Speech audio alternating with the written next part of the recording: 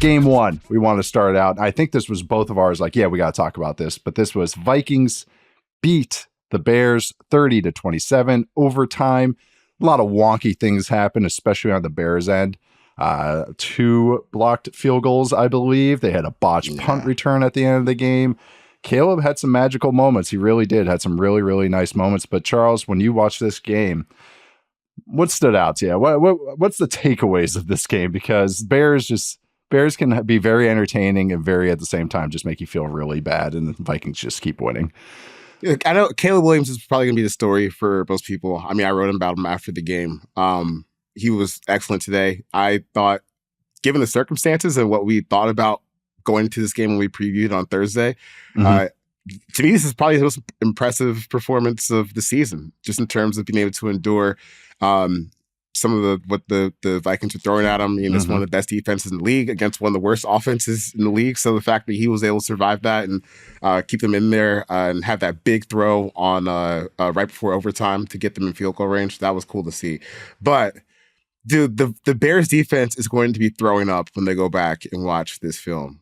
Because you go back and you see the Darnold stats. I think he finished with like 330 yards, 2 touchdowns, a QBR of 82 for the game. And this dude, how many interceptions did they drop today?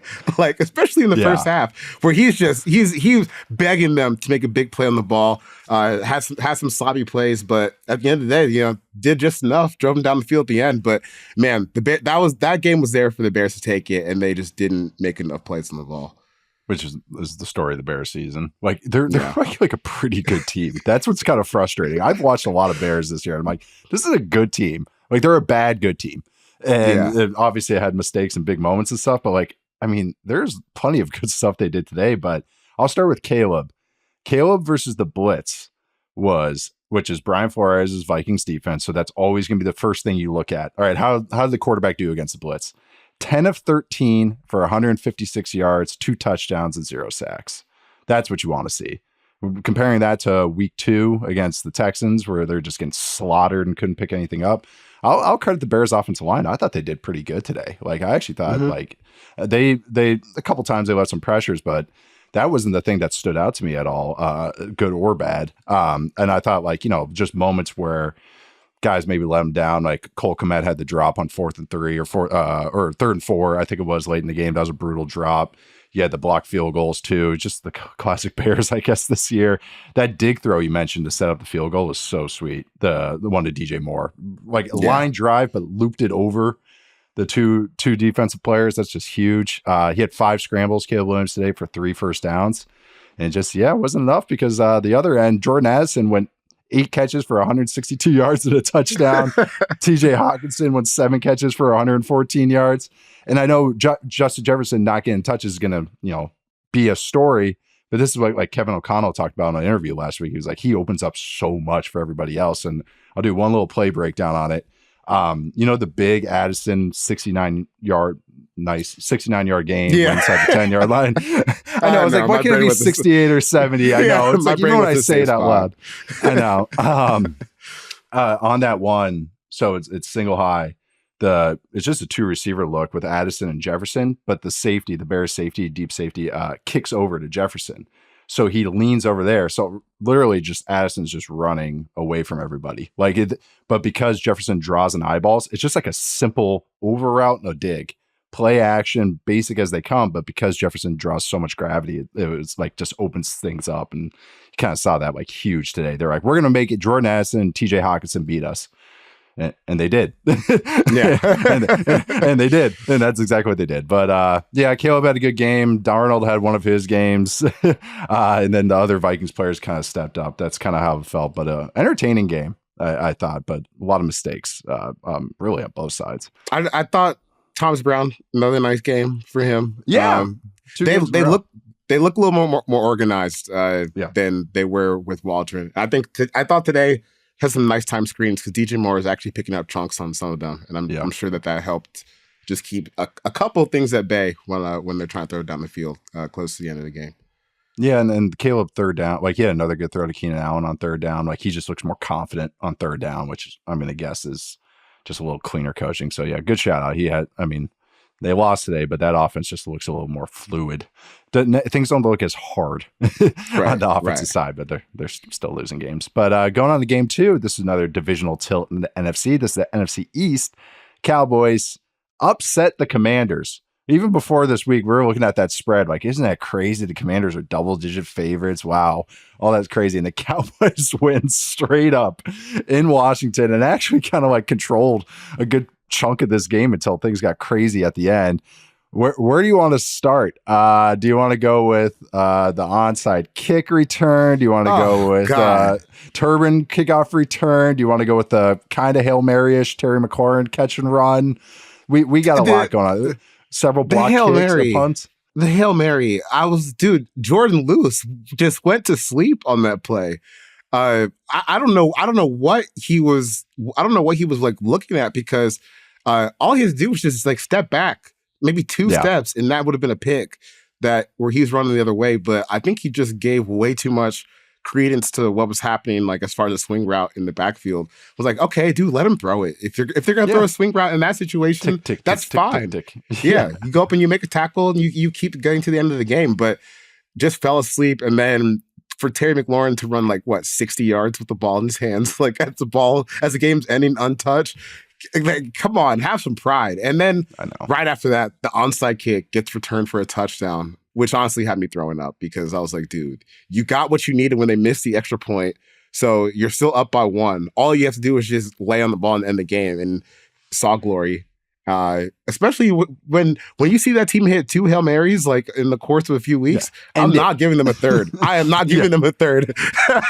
But that game was just stupid towards the end. Like all chaos broke out. Just all chaos broke out. And it wasn't really like resembling anything that was close to an organized football game by the time it was over. I think there was a point where there were 3 touchdowns in the span of 3 game minutes or something like that, with the onside kick and the kick return and the touchdowns before that.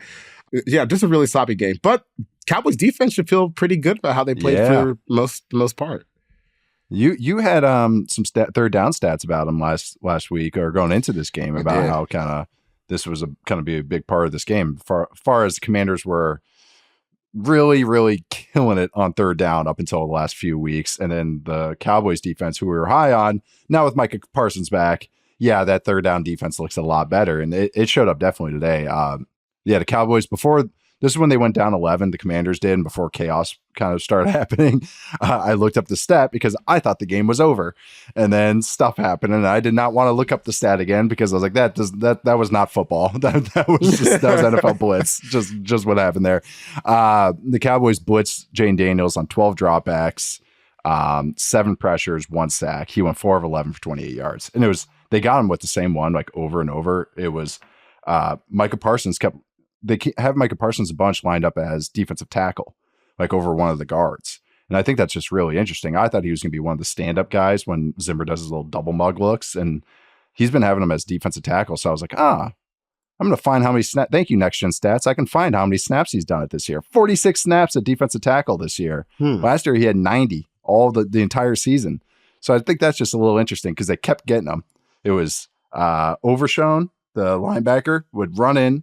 He would ear hole the guard.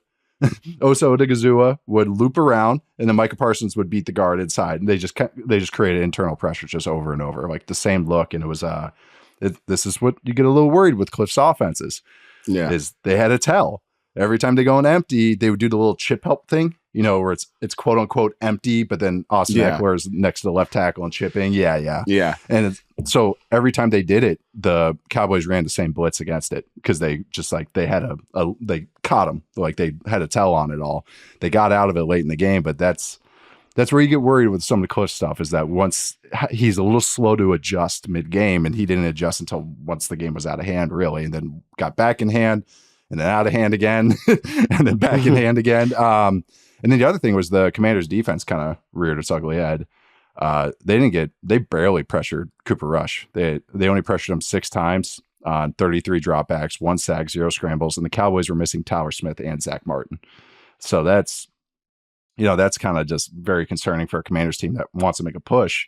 Rico Dowdle, 10 of 19 runs were successful, only got stuffed once, which is a gain of 0 negative yards. So the Cowboys offense, who had backup guards in there, has a rookie center, just steamrolled the Commanders' defensive front. So yeah, that's just not kind of what you want. But yeah, that was. I thought Beebe had a nice game from what I saw on the broadcast. And we were talking last week about the third downs, like going into this game. That was your main point. It was huge. And so now that we have this is the third game that Michael Parsons has been back. The Commanders were 1 for 7 on 3rd and long attempts today, so that puts them at 2 for the last 18. And the Cowboys defense is now 1 for the last 15 on 3rd and longs. So since Parsons been back, since Parsons has gotten back, which is I want it's almost like having him on the field matters again. Like right, actually really helps. It really helps to have this guy, and he's playing so hard too. So I know. Remember we just complained last week about how many defenses and teams are quitting. And like Michael Parsons, like I didn't hear that bell. Like he just goes, man. He like takes every play as a challenge. The Cowboys defense helped. Like I was looking at some of the stuff on True Media. So this was the second lowest success rate for the Commanders this year. Lowest explosive pass rate. Lowest EPA per play. Their second lowest was last week against the Eagles. Their third lowest was the week before that against the Steelers. So. Not the trend you want to be going on. And this was we thought the Cowboys defense was improving, but still thought that maybe Commanders would have answers in this game. So yeah, they kind of had their number today. Even that Cooper Rush offense with all those rainbow throws over the middle. Oh my God. They made it work. The offensive line took care of business, but we're going to take a quick break and then we'll come back with a couple more games from this Sunday. All right. We got Titans at Texans, AFC South tilt, a lot of divisional games. Titans win this game 32-27, and this one was wonky. Every time I looked at this game, something weird was happening. I guess that's what we just should just expect with Will Levis. It's like any Levis game is just the chaos game. But yeah, what was your takeaways from this one? I had to go rewatch this one because just to kind of take it all in. Will Levis is just he's replaced to me like Vikings Kirk Cousins as the funniest quarterback in the league. Oh yeah, because it's not just that he makes negative plays like because every quarterback's gonna have their moments, but it's just how they happen is just unbelievable. Like the interception he threw today. He was sacked 8 times today. There's always plays where he is out there thinking he's like Hulk Hogan in the ring, trying to run someone over. But they were able to weather the storm and actually get this game done. Which to me is a little surprising because as flawed as the Texans have been, I still wouldn't expect them to, for a good chunk of this game. And there were, a lot of dropbacks for Will Levis. Got sacked or through an interception, but he still had a lot of nice plays through the air today where they were actually able to move the ball and score some points to get some chunk plays. So, like Brian Callahan, he has to feel so good after this game because he finally got the mostly complete performance that you've been hoping for, where Tony Pollard has had some nice games recently, but the passing game has just been dreadful. And now you got that spark back. So I still am a little in shock that the Titans were able to win this game against a good Texans defense. But the Texans as a whole, we've known have been flawed. And I guess when you're kind of always just teetering on the edge of we're barely scraping by, we're barely winning these games, then you can obviously lose one of these games too.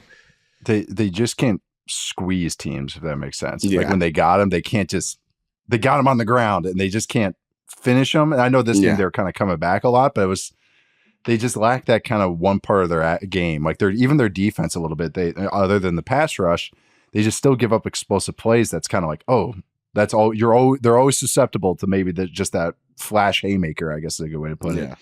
They got punched in the mouth versus the run too. The Texans offense got punched in the mouth. I mean, so like, I'll start with Levis because it's bombs and bootlegs.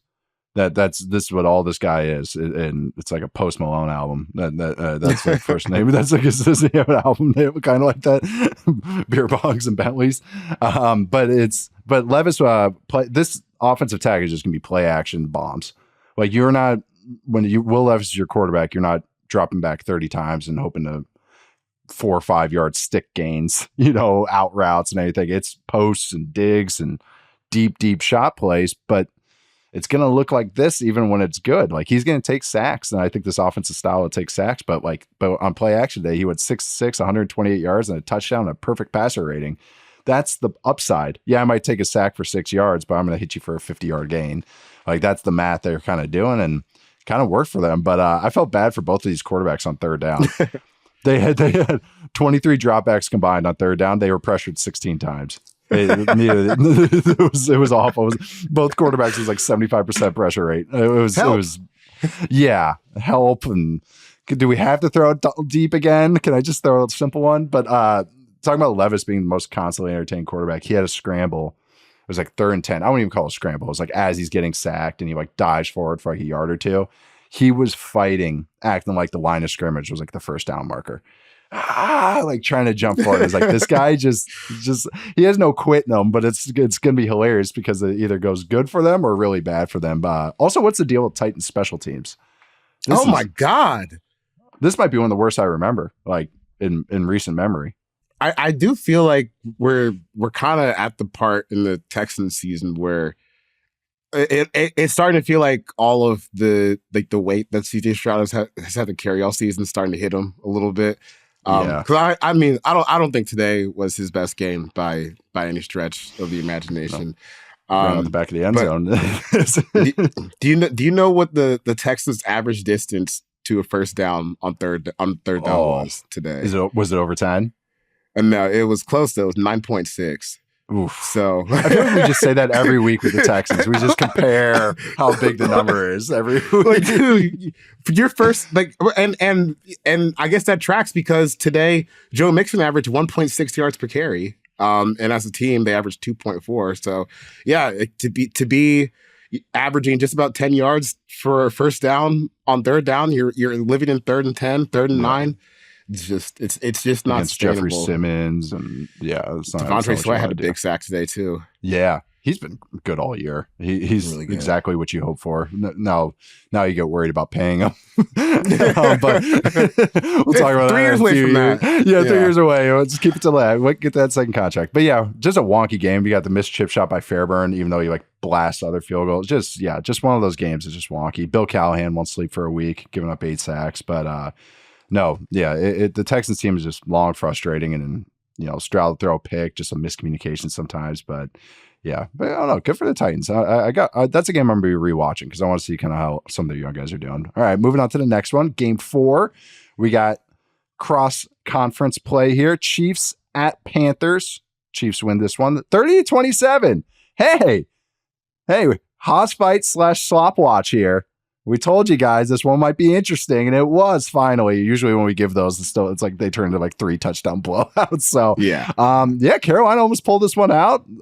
Had a good game plan. Bryce Young may be his best game. One of top 2 or top 3 that I can rememp. I mean, ain't that many, so yeah. Yeah, I know. I think his best one might have been last week or the last game, I should say.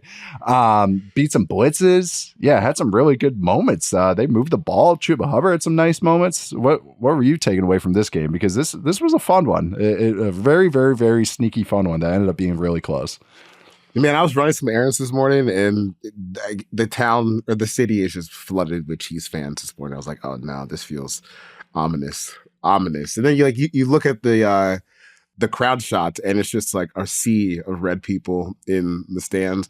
And then Patrick Mahomes got off to a great start early, and they were up like 20-something, like 20-9 before you could even blink. But dude, the Panthers they just kept fighting. They kept coming back and climbing back. They had moments where you're just like, oh, God, they just don't have enough talent to get it done. Like, I think there was a big Kareem Hunt run on 4th down late in the game where they just got absolutely steamrolled, blown off the ball, and dragged for like 20 yards.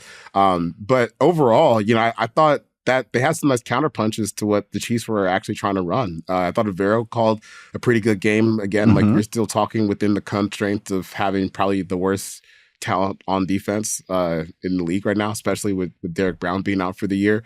But they were able to kind of weather the storm. I think they only allowed like 10 points in the second half after getting cooked in the first half. And then Bryce Young, like he really did have probably his best game as a pro. He had a 45% success rate today, almost 0.2 EPA per dropback. And there was a throw that he had where the 49ers, not the 49ers, the Chiefs, they sent 6. Someone's coming right through the middle, and he just ripped a throw on an out route on third down for a huge gain. And it was like a legit dime under pressure as he's getting throw. As he's getting crushed. I was like, oh, okay, Bryce, like he's definitely improved from where he was at the start of the season. Yeah, I don't know if it's fair to say like he's good yet, but he's absolutely a better player than he was in week 1. And just shout out to him because it's been a rough start for him, but today was actually a really encouraging game. It was. Yeah, that out throw was great. Yeah, he did really well against the blitz. I'm just looking at it now. He went 11 of 14 for 135 yards and a touchdown against the blitz. 9.6 yards an attempt. He only got sacked twice the whole day. I mean, again, this is it. And they threw heat at him. He only was pressured 11 times. Like, shout out to the Panthers O-line too. We were talking about that a little bit privately, but like they're like really playing well. They invested in it. That run game you just pointed out, their success rate, the yards was 16 for 58 for Chuba Hubbard, but then his success rate was 9 of 16. So it was because it felt like it was a good running day. And actually, I was like, he's running the ball pretty well today. I looked at the total yards and I was like, he only ran for 58 yards. That felt different. But his success rate, and this is why success rate's important, because a 2-yard gain could be a really good gain or a 3-yard gain. Yeah, 9 of 16. So yeah, got him kind of kept him going. I was just really impressed. Like you said, the Panthers didn't quit even when things weren't perfect. I just think they're playing sound. Like it doesn't, it's not bad team botches. It was more like what you said. It's more that they just don't have the horses, which is a whole different thing. It's like the Cardinals last year, where it was like, oh yeah, they can't win this game, but they're trying, and like no one's giving up, and that speaks more than some other teams that we're watching around the league. But yeah, shout out to Bryce Young beating the blitz. He's having some moments where he's tucking and running, and like that. Even that's more decisive. It's just everything is more decisive, and that it's just he's such a smart player that you can actually really see that. Like he had one scramble where he runs across, he made sure he got the first, because it's when you start your slide, it's not when you go down. That's always a misconception people don't realize. He was about to slide, he saw that he wasn't across the first, and he like hops over the line and then drops down. And I was like, hey, awareness. Like if he's panicking and going, I just need to make a play, he slides short of that. But when you're confident and going like, confident things slow down, and this is maybe the time off just kind of slowed things down for him. So it's kind of cool to watch him. They didn't even win the game, and the Chiefs have some really good moments. But yes, it's almost like I'm proud of the Panthers, because it's like now I can actually talk. After the last couple weeks, like I can talk about you guys. Like you're not just some morbid franchise that shouldn't exist. Like so. I know, proud of you guys. We're going to take one last break, and then we're going to wrap it up with Seahawks Cardinals. All right, last game number 5 of the 5th quarter. We have Cardinals at Seahawks, and they made it feel like that Sunday night game from like 10 years ago, or 2016, or wherever it was, 2017, that like 9-6 one where everyone kept missing field goals. This one was feeling like that for a minute. But Cardinals and Seahawks, interesting game. NFC West is going to be tasty. Though last month, they're all playing each other. The 49ers lost to the Packers. Packers took care of business against all the backups for the 49ers, and they're kind of woeful run defense right now. You're watching this game, though. Cardinals Seahawks, what stood out to you, Chuck? This is kind of I don't know if it was sloppy is the right word. It was just kind of like a hard-fought game, I guess is a better way to put it. Dude, the Seahawks defense, they should feel pretty good about how they played today. And I don't know if like it's quite the same, but it kind of feels like the Seahawks defense is hitting that same turn that the Ravens did under Mike McDonald, where they're just out of whack to start the season, and then you start figuring out how to play within the scheme. I mean, Ernest Jones, they probably I haven't looked at the splits, but I would imagine they're probably one of the more efficient defenses in the league since he's showed up. Just in terms of his ability to help get them in order, and maybe not bite on so many aggressive plays like Dotson did, and leaving the middle field wide open. Stay away from the line of scrimmage just a little bit, just a little bit. Like, we definitely want to big tackles at the line of scrimmage and get TFLs, but we also need to see like what's going on. Don't need to Ralph Wiggum's hit and crash through the line of scrimmage every single play. But they did a really good job in this game, just kind of like staying in front of the Cardinals. I thought that was impressive because, you know, when you get Kyler like running around back there, it can be easy to lose people. It can be easy to lose Kyler himself when you're in kind of some of those tight situations. And I thought that they did a really good job even playing those out and getting him to just play within like the dimensions of the field, for lack of better phrasing, where there was even like a third down or a second down where he was scrambling out towards the sideline and just slid. And it seemed like he slid a little bit out of frustration. Because like you could have just thrown the ball away and not taken 2 yards. Sack. I think Mark Sanchez was the announcer, and he was like really like, well, you could have thrown that one away. Like he kind of like didn't know what to say. And Mark Sanchez tries to be a little positive, you know. So he was like, I could tell he was like, why'd you just do that? Yeah. Because and this was late in the game, like when they've had a bunch of drives that just haven't got anything. And I think I even said in a little group chat, I was like, ooh, I could feel the angst on that slide. Where he was just like, you know what, F this. And anytime you can make an offense that good feel like that, you've done a pretty good job. And you know, they were helped at the end a little bit. I think they probably still would have won by that missed field goal right before the Cardinals could have tried an onside kick. But still, you know, the Seahawks defense is coming along. Leonard Williams has been a great pickup for them. He had a hell of a game today. So they're about to be tied for first in the division, depending on what happens with the Rams and the Eagles on Sunday night. So that's a good spot to be in compared to where they were a few weeks ago. Oh, I know. When I'm feeling like, oh my God, what happened to this team? Geno only had, I was just doing a little napkin math here. Geno Smith only had one tight window throughout the entire game, threw the ball 31 times. So which speaks to kind of some of the designs, but also if you can block up the Cardinals' funkiness, you can gash them. And they held them for most of the game. They held, especially in the red zone. Got kind of a nice turnover near the end, or near the red zone, I should say. But that was kind of how that side felt. It was like they kind of took care of business. Don't make the mistakes that usually crops up with these Seahawks games where they're like, oh, that brutal turnover. But great shout out to the Seahawks defense. James Conner was 7 carries for 8 yards. He didn't have a successful carry the entire day. Trey Benson, 4 carries for 18 yards, only had 2 successful carries. They only had 2 successful rushes the entire game, which, watching what this Cardinals offense has done to majority of defenses they played against, just put them in the walls of Jericho for 4 quarters. Like that's really speaking something. So 2 stuffs of James Conner. Like the Jets should be watching Seahawks film, how to tackle. They just keep talking about they need to tackle better, and they're doing drills for tackling. Just watch Seahawks film apparently. But no, good shout. I thought the offense is coming together too. They're adding some nice layers to some of the offense stuff. Helps when you have better blockers. But you know how they're using Jackson Smith and Jigba is fun. It's coming to their own. The Seahawks are coming to their own. As far as like 3 weeks ago, I was kind of like, oh man, what is going on with this team? But getting those linebackers to shore some stuff up, they can stuff the run. Now they're getting after the passer a little bit. Smart on the back end. Yeah, Seahawks are cooking a little bit. Leonard Williams today, 2.5 sacks, 3 TFLs, 4 quarterback hits. Like, whew. And that's not like Leonard Williams' game. He's more of like an in-between player. Like, you know, he doesn't always show up in the box score. Like, he kind of does a lot of dirty work stuff. So, yeah, it felt like it, too. Him and Trey McBride. Oh, my God. Trey McBride went 12 catches for 133 yards. Yeah, he's pretty good.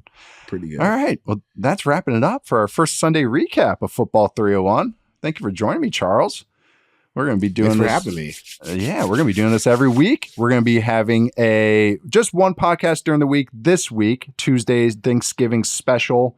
We're going to kind of a hybrid show is how we're going to do it this week. And that'll be you again, you being Charles McDonald, who you can find where, Charles, on social media. Mostly on Blue Sky now. I'm never going to delete the actual account. There's just too many gems back there that's backlogged, so it's going to stay up. But I'm more on Blue Sky now. You can find me at 4verts on bluesky.social or wherever the hell it is now. But 4verts Blue Sky.